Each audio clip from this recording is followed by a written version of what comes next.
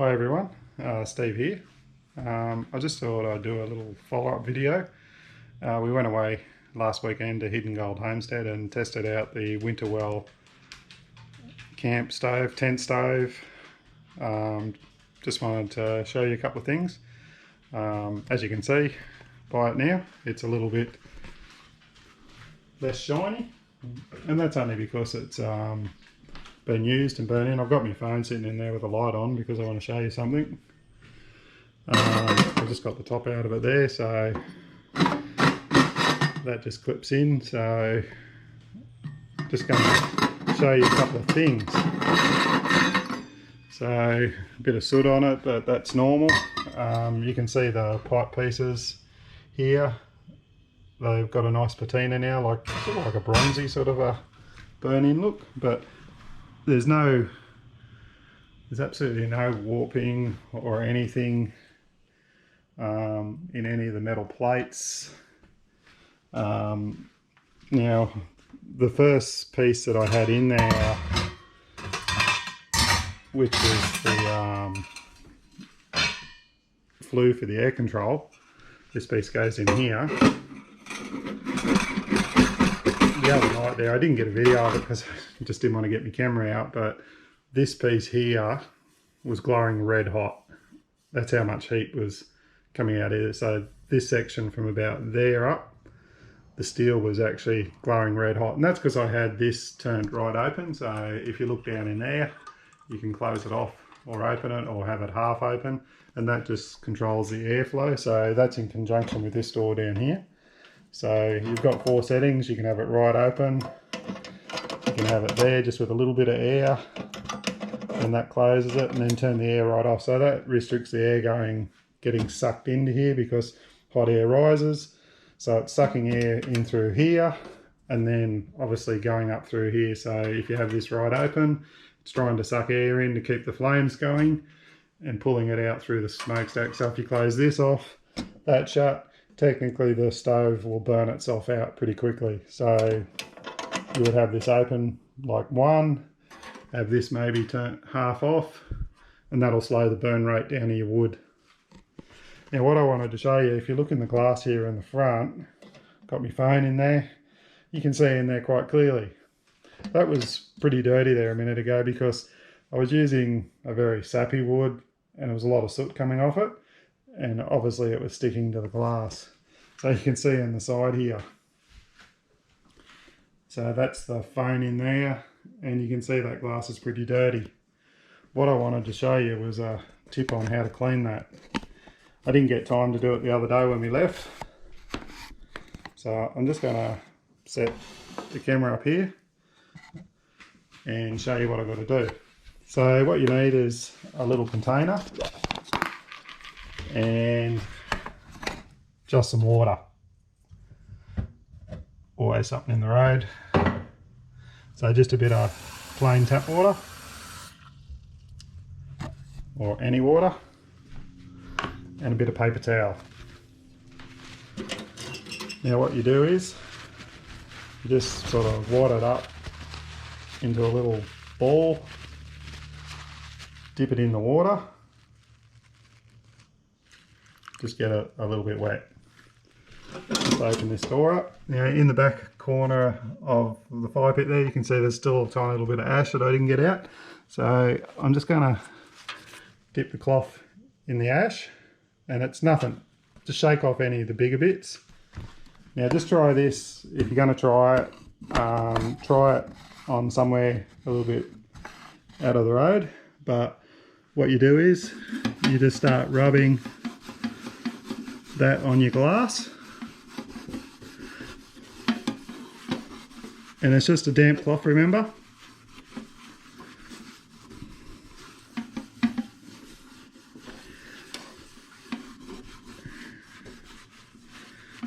And just get the fine ash, don't get nothing too coarse. And once it becomes gummed up, just turn your cloth around, wet it again, and then dip it back in some fine ash. Lucky there's a little bit still in there. shake off any excess, and then again just start wiping it.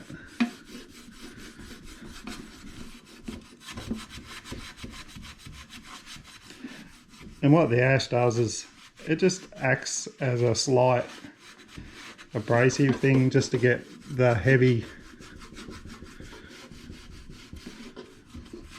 soot off. And you just got to work your way around in a swirling motion. Get into all the corners. Now obviously this is going to do the same thing again, but depending on what wood you got, I think, will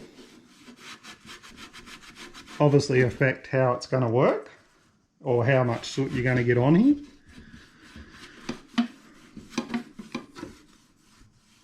Hopefully the light of the phone's not shining too much on there now, like you can see it a lot more.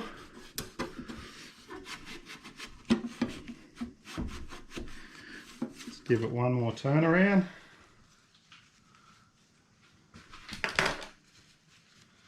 And see how it goes. I'll just dip it in some water again. Let's get a tiny bit more. Just got to get this part up here in the corner. You can take this glass out of this if you wanted to too and clean it. It's only got a couple of little thumb screws, but I'm not going to go to that much trouble. Okay, once you've done that, then it's just a matter of getting some more cloth.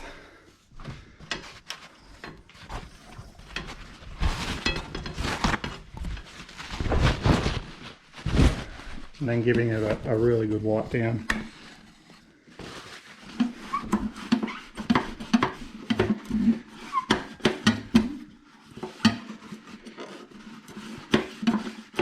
Now just make sure you try this.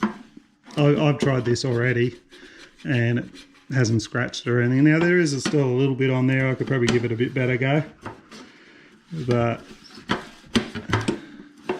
as you can see, that is a great improvement. A little bit of dirt on the outside as well. I've been picking it up. But you can see there, you can see my hand in there now.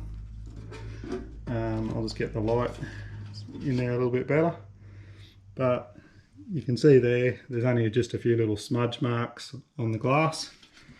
So that's a great little tip for cleaning the glass. Winnerwell stove. So I just thought I'd show you some of the other accessories that I ordered after I got that. So decided to get a bag for it, which is this one here. So it's a Winnerwell, it's got the Winnerwell brand name on the side. It's a nice looking bag. It's nice material, nice and thick. It feels like it's lined on the inside, so there's plenty of room in there for the stove itself. And in the side here, it's got two carry handles here which velcro together, and then you've also got a shoulder strap as well if you want to, you know, if you're carting it around. Look like really good quality clips and everything. Zips don't seem too bad, so they've got two pockets either end for different accessories. So that's what I wanted to show you, some of the accessories. So I'll start with this one here. So I'll just put the camera back over here, get them out. So what I've got in here, I've got two angle brackets. I was going to show you these on one of the first videos I did, but I only ordered one. Realised I should have ordered two, because put that in the pipe, it goes like that, but there's nothing to connect it down. So that goes into there and it makes a piece like that. So you can see that's sitting square there, goes up, up, and then square out. And that from there to about there is 250 mils. So it gives you this much distance that you can move your pipe out from the edge of your tent wall. I'll just put it in and show you. So up here, get it the right way around again. Always do that. So that piece goes in there. I'll just step back. So as you can see from the back of the stove here, which is assuming this was just inside under your awning or inside your tent wall would go up here, then you would have a hole. This would direct it outside your awning and then up. So just here, I've got this thing here, which is the double chimney wall, which goes on the very top. That would fit sort of near where your awning or your inside your tent, and because it's double walled, it doesn't heat up as much and stops it from burning the side of your awning. So that'll be great. I haven't used those bits yet because I haven't set it up under the awning, but I'm going to do that. Okie doke. Next piece, I'll put this down again.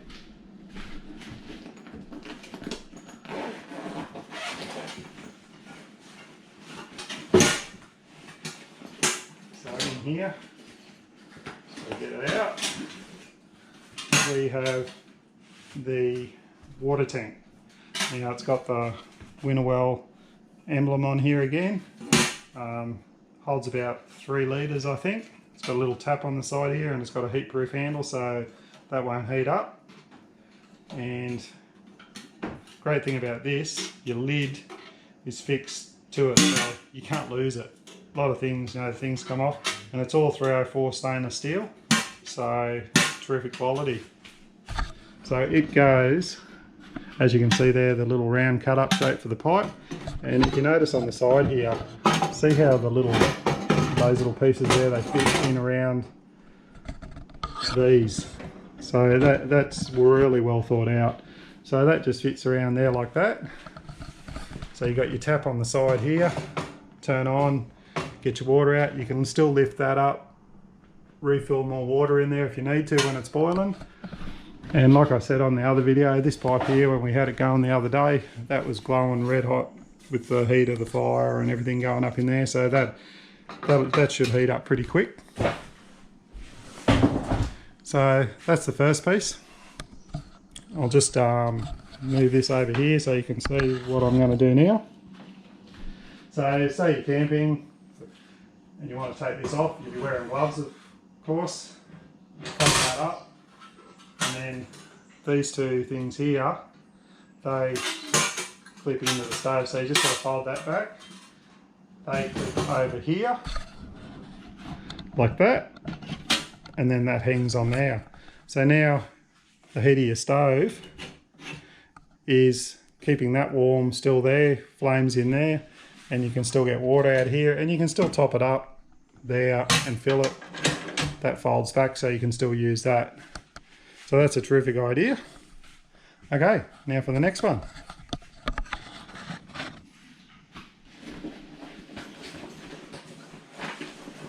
Well, Christmas, isn't it? Let's throw that bag down there. And step around here. So what we have here, this is a drifter boot liner bag. They make all sorts. They can make them just about fit anything. But I happen to have this one as a bit of a spare I had off something else. So what I've got in here is the Winnerwell fast fold oven. So in the bottom there it's got a stainless steel mesh. The bottom's cut out in the bottom of this, you'll see why in a minute, but that's to allow the heat from the stove to come up through the bottom here and heat it up. So if you ever want a good canvas bag or a boot liner bag, give Drifter a call, drifter.com, and they can make a bag just about suit anything. Find out where the end of this is. So it's got a good little Velcro strap around it to hold it all together. Just pull that out. So first off, you've got your lid on the top, which is the very top piece. It's all 304 stainless steel. It's got two little grooves on the inside there where it clips into the top. Little carry handle. Just put that aside. So first piece to come up, this all, like I said, fast fold. So that comes up there. And on the back here you've got a little clip and it goes in to there. I'll just turn it around here so I can see it properly and get it in. And that just clips in there. That holds it up. Stops it from moving. Then the front's the same. So that's your front door. The door's open, I'll just shut it. And I'll take out the shelves. So it comes with 2 shelves. Put that aside. Then your sidewall, that flips up just the same. And again, you've got clips here. I'll just turn them around so I can do it. You just pull those out. And they lock in to the sides there. Then the other end, same principle. 2 clips, they lock in, that's it. I'll just put the shelves in through the top, just easier while I'm here. They go in, you can take them out through the front, I'll show you that in a minute. And then your top, got the 2 grooves like I said, which clip down in there, push it down, lock it in, and fold up the 4 clips on top.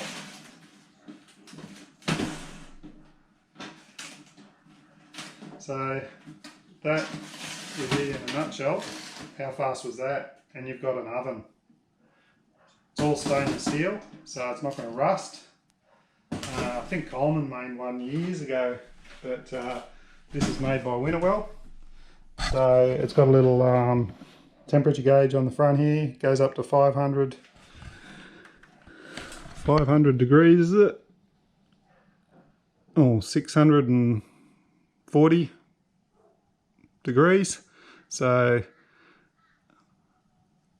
that'll give you a rough estimate. Simple little clasp handle there again. So you just pull that up, open up the door, you've got the really nice glass in there that you can see in there, and 2 easy clips if you need to take the glass out and clean it, or if you happen to break it for any reason you can replace it. All the parts are replaceable. So like I said, you can get the shelves out quite easily. Comes with 2. But look how much room's in there. Like if you didn't have those shelves in there and just had the bottom one in, it's heaps big enough. I'll just get a pan over here that I take away camping with me. So this is a little aluminium pan, really heavy duty. That fits in there, so you could make a damper up of bread, put it in there, have it cooking away, and you'd have beautiful bread. Put a roast in there, anything, pies, sausage rolls. Terrific little setup. Close that up again.